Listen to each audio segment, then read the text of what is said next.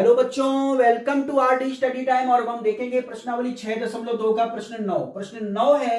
ए B C D एक समलंब है जिसमें ए बी समांतर है डीसी तथा इसके विकर्ण परस्पर बिंदु ओ पर प्रतिच्छेद करते हैं। दर्शाइए कि ए ओ अनुपाते बी ओ बराबर सी ओ अनुपाते डी ओ। तो देखो बच्चों, प्रश्न में हमसे कहा गया है कि ए बी सी डी एक समलंब है, तो यहां पे हम एक समलंब बना लेते हैं। A B C D, A B C D.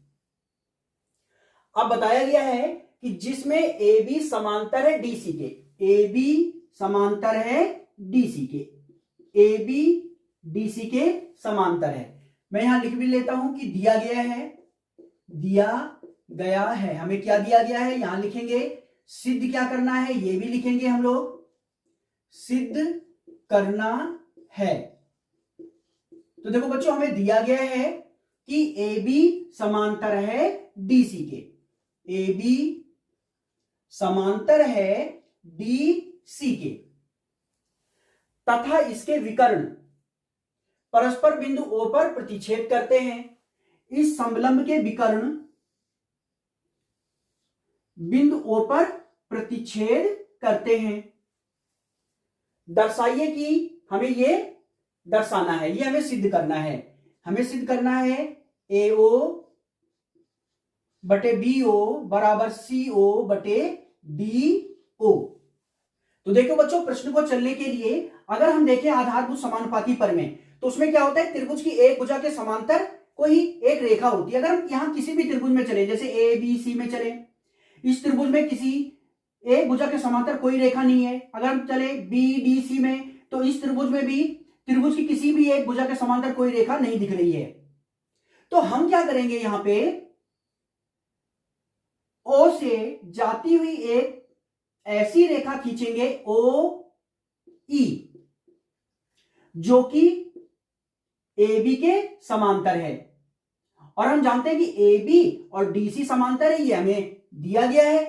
A B समांतर है डीसी के, तो अगर ओ ई ए बी के समांतर है तो ओ ई डीसी के भी समांतर होगा। तो यानी आप कह सकते हैं कि ए बी, ई ओ और डीसी ये तीनों ही समांतर हैं। तो पहले हम लिख लेते हैं रचना। रचना क्या है, जो हमने यहां पे ओ से जाती हुई एक रेखा खींची ओ ई, जो कि ए बी और डीसी के समांतर है। हम इसे लिख लेते हैं यहां पे ई ओ, एक रेखा खींची, ई ओ एक रेखा खींची जो कि ए बी के समांतर है, जो कि ए बी के समांतर है, जो कि ए बी के समांतर है। बच्चों, अगर ई ओ ए बी के समांतर है, ई ओ समांतर है ए बी के, तो आप कहेंगे कि ई ओ डी सी के भी समांतर होगा। अतः ई ओ समांतर होगा डी सी के भी। तो देखिए बच्चों, अब हम चलते हैं त्रिभुज ए बी डी में। इसमें ए बी भुजा के समांतर रेखा ई ओ है, तो हम चलेंगे त्रिभुज ए बी डी में। तो त्रिभुज ए बी डी में से अलग से दिखा देता हूं बच्चों, यहां पे मैं त्रिभुज ए बी डी, यह है त्रिभुज ए बी डी। इसमें आप देखेंगे ई ओ रेखा ए बी के समांतर है, और अगर ई ओ ए बी के समांतर है तो ये अन्य दो भुजा ए डी और बी डी को समानुपात में बांट देगी। यानी ए ई अनुपाते ई डी बराबर होगा बी ओ अनुपाते ओ डी। लिख लेता हूं मैं यहां पे, पहले लिख लेता हूं कि ए बी ई ओ के समांतर है, ई ओ समांतर है ए बी के। तो आधारभूत समानुपाती प्रमेय से ए ई अनुपाते ई डी, ए ई अनुपाते ई डी बराबर होगा बी ओ अनुपाते ओ डी। बी ओ अनुपाते ओडी, ओडी या डीओ कुछ भी लिख सकते हैं, डीओ इसलिए लिख रहा हूं क्योंकि यहां हमें डीओ चाहिए, ठीक है। ओडी लिखो चाहे डीओ लिखो एक ही बात है, ओडी या डीओ एक ही बात है। ये बन गई समीकरण 1 और ये हमने लिखा है आधारभूत समानुपाती प्रमेय से। अब हम चलते हैं बच्चों त्रिभुज ए डी सी या ए सी डी, ये त्रिभुज देखें ए सी डी, इसमें डीसी के समांतर ईओ रेखा है, ठीक है। तो हम चलेंगे त्रिभुज ए सी डी में, तो त्रिभुज ए सी डी मैं यहां पे बना लेता हूं बच्चों, त्रिभुज ए सी डी,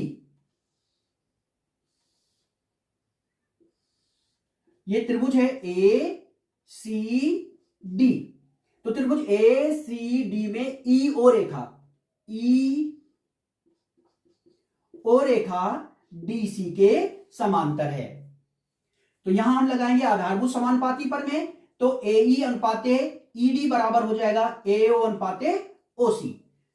यहां पे लिख लेते हैं पहले, ई ओ समांतर है डीसी के, तो आधारभूत समानुपाती प्रमेय से एई अनुपाते ईडी, ए ई अनुपाते ईडी बराबर होगा एओ अनुपाते ओसी, एओ अनुपाते ओसी लिखो चाहे सीओ लिखो एक ही बात है, सीओ हमें प्रश्न में सीओ चाहिए, ठीक है। तो सीओ, सीओ और ओसी, एओ और ओए एक ही बात है। ये बन गई बच्चों समीकरण 2 और ये लिखा है हमने आधारभूत समानुपाती प्रमेय से। अब देखिए बच्चों समीकरण 1 व 2 से, समीकरण 1 व 2 से देखिए समीकरण 1 और 2 के बाएं पक्ष आपस में बराबर है, एई बटे ईडी, एई बटे ईडी, तो इनके दाएं पक्ष भी बराबर होंगे, यानी बीओ बटे डीओ बराबर होगा एओ बटे सीओ के, एओ बटे सीओ बराबर होगा डीओ बटे बीओ बटे डीओ, बीओ बटे डीओ।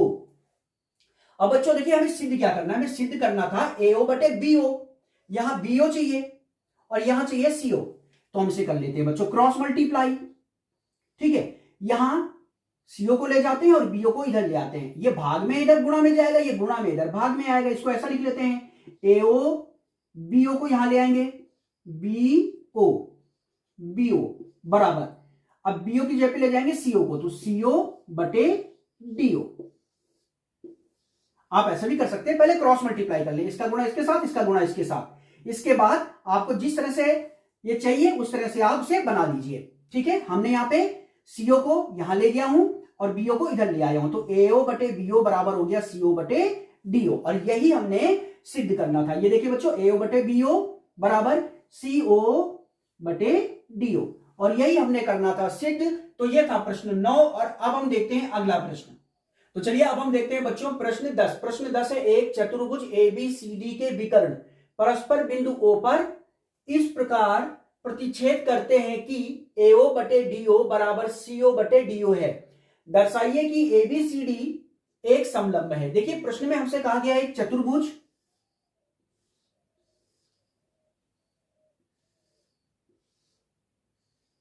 चतुर्भुज है ए बी सी डी, ये एक चतुर्भुज है के विकर्ण परस्पर बिंदु O पर इस प्रकार प्रतिच्छेद करते हैं कि इसके विकर्ण AC और BD बिंदु O पर इस प्रकार प्रतिच्छेद करते हैं कि AO बटे BO बराबर है CO बटे DO।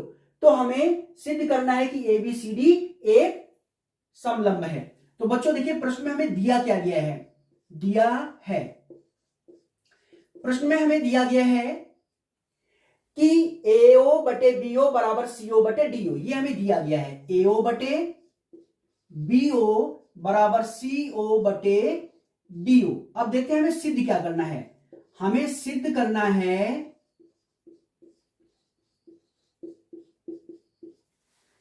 कि एबीसीडी एक समलंब है। हमें सिद्ध करना है कि ए बी सी डी एक समलंब है। ये हमें सिद्ध करना है। अब ABCD एक समलंब है, कैसे सिद्ध कर पाएंगे? हम जानते हैं ऐसा चतुर्भुज जिसमें एक भुजा का युग्म समांतर होता है, जैसे देखिए AB और DC, अगर हम समांतर सिद्ध कर देते हैं AB समांतर DC के, तो ये चतुर्भुज हो जाएगा एक समलंब। तो हमें सिद्ध करना है कि AB समांतर है DC के। अगर हम सिद्ध कर देंगे AB समांतर है DC के, तो ये चतुर्भुज हो जाएगा एक समलंब। बच्चों देखें यहां पे प्रश्न 10 जो है प्रश्न 9 का जस्ट अपोजिट है। तो चलिए, जैसे हमने प्रश्न 9 में चला था, रचना की थी, रचना उसी तरह से यहां भी हम करेंगे। O से जाती हुई एक रेखा खींचेंगे OE, जो कि AB के समांतर है। तो लिख लेंगे यहां पे EO रेखा खींची जो कि AB के समांतर है, AB के समांतर है। तो आप देख सकते हैं EO समांतर है AB के, ठीक है, EO AB के समांतर है। अभी हम नहीं कह रहे हैं कि EO DC के भी समांतर है, क्योंकि अगर हम कहेंगे तो ये तो तीनों समांतर हो जाएंगे, तो AB समांतर DC हो जाएगा, ठीक है।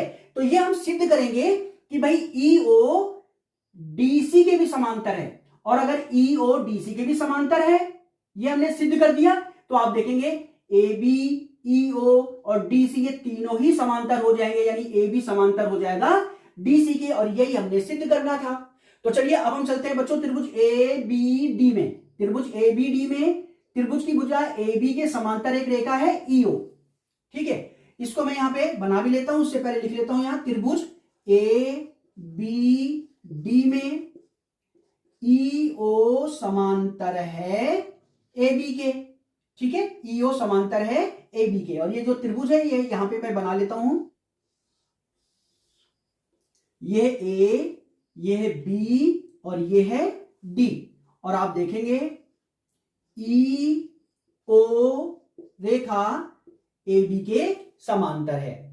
तो आप देखेंगे यहां पे आधारभूत समानुपाती प्रमेय से AE अनुपाते ED बराबर होगा BO अनुपाते OD या DO। लिख लेते हैं यहां पे आधारभूत समानुपाती प्रमेय से AE अनुपाते ED बराबर होगा BO अनुपाते OD, BO अनुपाते DO। ये हो गई समीकरण 1, और ये हमने लिखा है आधारभूत समानुपाती प्रमेय से, ये हमने लिखा आधारभूत समानुपाती प्रमेय से।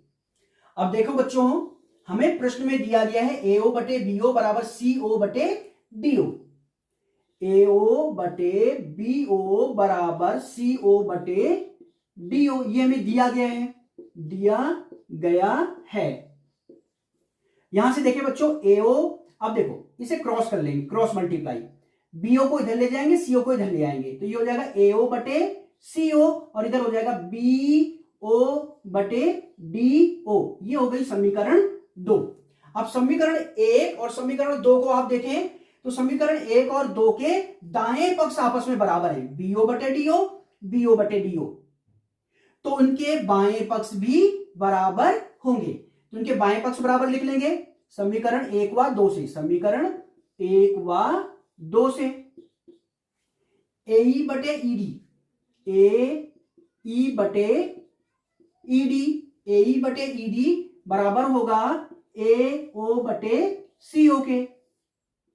तो आप यहां देखें बच्चों AE बटे ED बराबर है AO बटे OC के। अगर AE अनुपाते ED और AO अनुपाते OC बराबर है, तो आप देखेंगे EO समांतर होगा DC के, आधारभूत समानुपाती प्रमेय के व्युत्क्रम से। ये त्रिभुज देखें आप, ये जो त्रिभुज आप देख रहे हैं यहां पे बच्चों, इस त्रिभुज में AE अनुपाते ED और AO अनुपाते OC है, तो आप देखेंगे कि EO रेखा इस तीसरी भुजा के भी समांतर होगी। तो लिखेंगे अतः EO समांतर होगा DC के।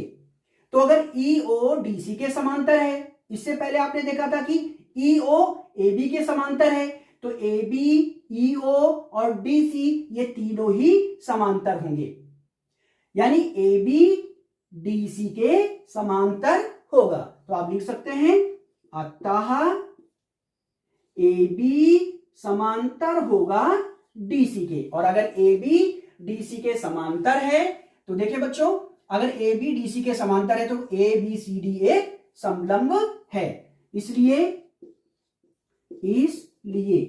ए बी सी डी एक समलंब होगा, एक समलंब। और बच्चों यही हमने सिद्ध करना था। यह था प्रश्न 10। इस प्रश्नावली का ये अंतिम प्रश्न था। अब हम देखेंगे अगली प्रश्नावली।